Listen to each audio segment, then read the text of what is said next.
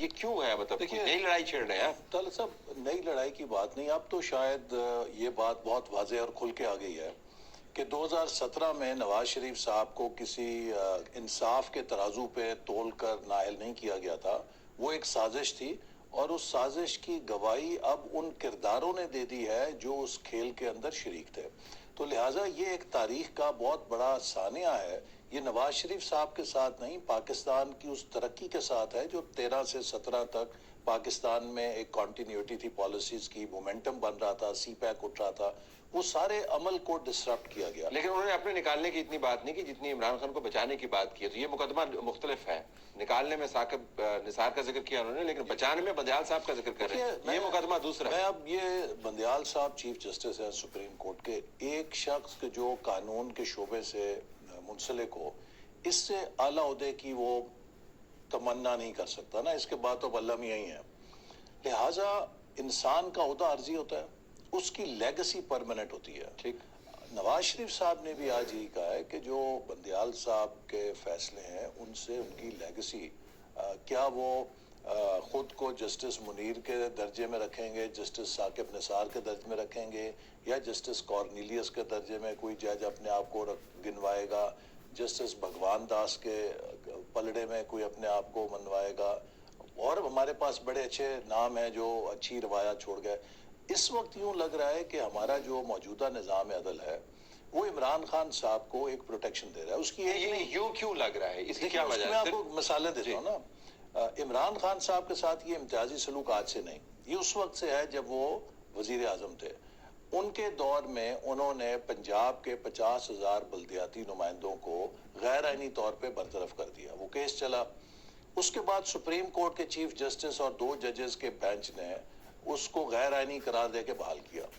طلعت صاحب، can you imagine کہ 7 مہینے تک عمران خان صاحب اور عثمان بزدار صاحب نے سپریم کورٹ کے اس فیصلے کے ساتھ فٹ بال کھیلا؟ کسی کو یہ جرت نہیں تھی کہ ان سے پوچھے کہ آپ ہمارا فیصلہ امپلیمنٹ کیوں نہیں کرے۔ اچھا وہ بیچارے آتے تھے، لیکن کچھ ہوا، دیکھیں وہ میں سنتا ہوں، وہ آتے تھے، آج کہ جی کچھ اور کنٹیمپٹ ہوا۔ ہو رہا ہے، نہیں، آج کہتے ہیں نہیں جی ہم آپ کی بات ہی نہیں سنیں گے۔ اس کے بعد لمبی فہرست ہے، بٹ لیکن آج کیا چیز ٹریگر کی؟ صرف یہ کہ کورٹ نے یہ سننا شروع کیا کہ عمران خان کی توشہ خانہ کی سزا کا جو عمل ہے اس کے اندر انصاف کے تقاضے پورے نہیں ہوئے، اور ہائی کورٹ کو ہدایت جاری کی، اس نے ٹریگر کیا؟ مریم نواز نے بڑا سخت ٹویٹ کیا۔ ایک ہم نے ٹرینڈ دیکھا تھا، جب نواز شریف صاحب کو سزا دلانے کی بات آئی تو اس وقت بھی ہائر جوڈیشری نے لوور جوڈیشری کو انفلوئنس کرنے کی کوشش کی۔ جو نظام عدل ہے اس کا بنیادی اصول یہ ہے کہ ہر کورٹ، چاہے وہ ایک سول جج کی عدالت ہے، it is a sovereign court, وہاں پر جج مکمل آزادی کے ساتھ فیصلہ کرتا ہے اور اس کے بعد اس کی اپیل سنی جاتی ہے۔ اگر آپ اسے سوورن نہ کریں تو پھر تو وہ اپیل کا کانسیپٹ ہی ختم ہو جائے گا۔ نواز شریف صاحب کی دفعہ ایک مانیٹرنگ جج لگائے گئے اعجاز الحسن صاحب کو، اور right down to lower judiciary ایک اس کے اوپر اثر انداز ہونے کی کوشش کی گئی کہ اپنی منشا کے فیصلے لیے جائیں۔ اور اب پھر جو سلسلہ آزاد عدلیہ کا ہم کہتے ہیں، لوور کورٹس کے جو فیصلے ہیں، چاہے وہ سیشن عدالت ہو، چاہے وہ اسلام آباد ہائی کورٹ ہو، جس طریقے سے پروسیڈنگز چل رہی ہیں سپریم کورٹ کی، اس سے تاثر یہ نکل رہا ہے کہ لوور کورٹس کو عمران خان صاحب کو چھڑوانے کے لیے یا ریلیف دینے کے لیے انفلوئنس کرنے کی یا اس پہ اثر انداز ہونے کی کوشش کی کورٹس کیوں کریں گے؟ دیکھیں، عمران خان کے خلاف کیسز بہت سارے ہیں، بندیال صاحب نے ریٹائر ہو جانا ہے، تو ہم ذرا جاننا ہی چاہ رہے ہیں کہ آپ کے تجزیے میں، آپ کی جماعت کے تجزیے میں یہ نظریاتی کوئی جھکاؤ ہے یا تعصب ہے آپ کے خلاف، آپ کی جماعت کے خلاف، دوسری جماعتوں کے خلاف؟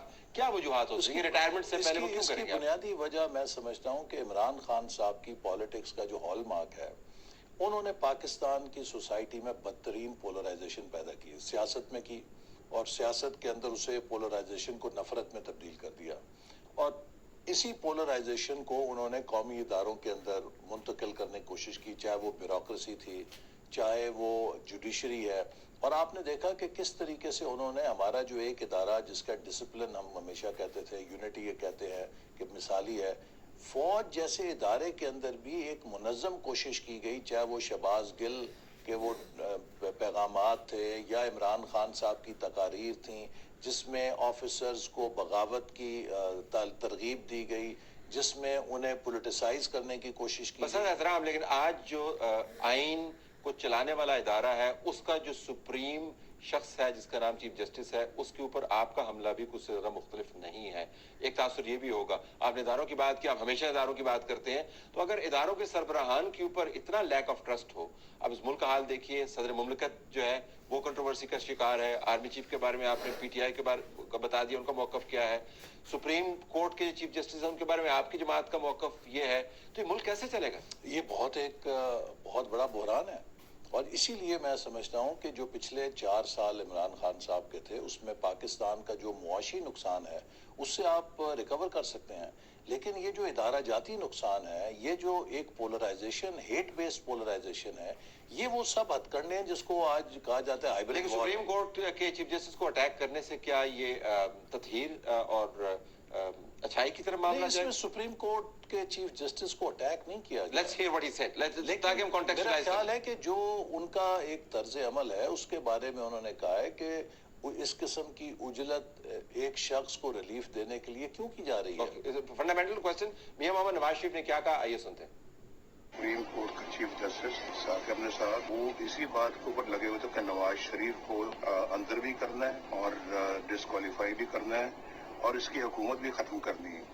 اور دوسری طرف آج اس وقت کے چیف جسٹس نواز شریف کو دیوار سے لگانے پہ لگے ہوئے تھے اور آج کے چیف جسٹس عمران کو بچانے پہ لگے ہوئے ہیں. عمران خان کے لیے چیف جسٹس آف پاکستان جو ہے اپنی کیریئر کو داؤ پہ لگا رہا ہے. کون نہیں جانتا کہ اس کو لانے والا جنرل باجوہ تھا، اس کو لانے والا جنرل فیض تھا.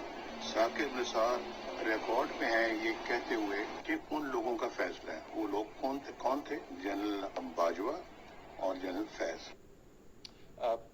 کافی سیدھا سادہ حملہ ہے یہ، صرف ان کی کنڈکٹ کی اندر جو ان کو اپریہنشن نظر آ رہی ہے آپ کی جماعت کو، اس کی نشاندہی نہیں ہے. دیکھیے اس میں تو یہ حملہ نہیں ہے، نریشن آف فیکٹس ہے.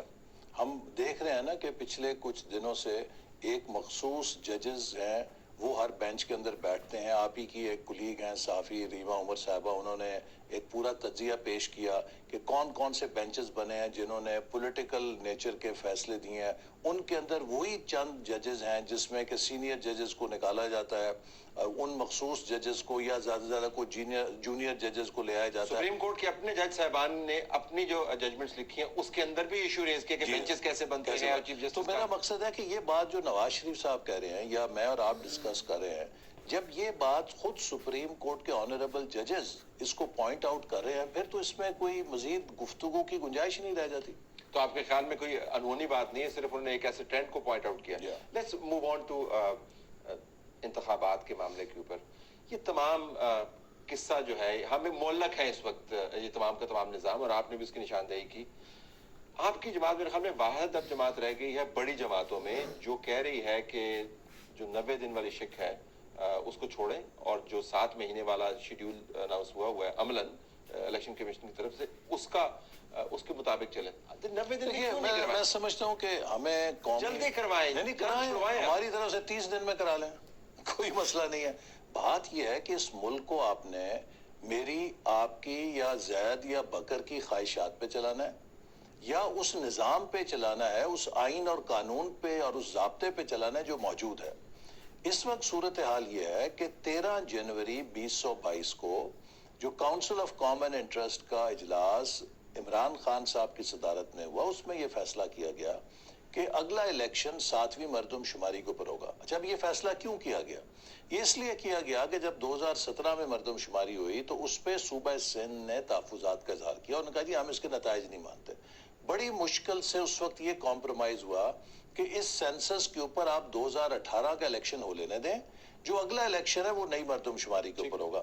لہٰذا اب جب نئی مردم شماری کا عمل مکمل ہو گیا، نوٹیفائی ہو گیا، تو آئین اس بات کو پابند کرتا ہے الیکشن کمیشن کو کہ جو لاسٹ نوٹیفائیڈ سینسس ہے اس کی روشنی میں وہ ڈی لیمیٹیشن اور الیکشن کرانے کا پابند ہے. لیکن آئین یہ بھی پابند کرتا ہے کہ اسمبلی کو ڈیزالو ہونے کے 90 دن کے بعد آپ نے جی بالکل، وہ بھی ایک بڑی بات ہے. نہیں وہ واضح ہے نا. اچھا آپ وہ والا روٹ کیوں نہیں لیں؟ نہیں وہ اس میں یہ مسئلہ ہے کہ جب آپ کی سینسس ہو گئی، اس سینسس سے آپ کی پاپولیشن شفٹ ہو گئی.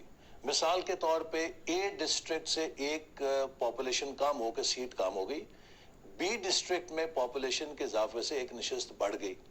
اب اگر آپ پرانے سینسس کے اوپر الیکشن کرا رہے ہیں تو ون مین ون ووٹ کے اس بنیادی تصور کو جو جمہوریت کی اساس ہے آپ اس کی نفی کر رہے ہیں. لیکن دوسری طرف اگر آپ 7-8 مہینے الیکشن ہی نہیں کروا رہے تو آپ تمام ووٹنگ کی نفی کر رہے ہیں نا. نہیں یہ نہیں وہ تو دیکھیے نا ایک آپ کے پاس انٹرم سسٹم ہے, ایک انٹرم گورنمنٹ کا نظام تو موجود ہے. اب آپ ایک طرف کہتے ہیں کہ 90 دن آئین کہتا ہے, دوسری طرف آئین یہ بھی کہتا ہے کہ جو مردم شماری آپ کی ہوئی ہے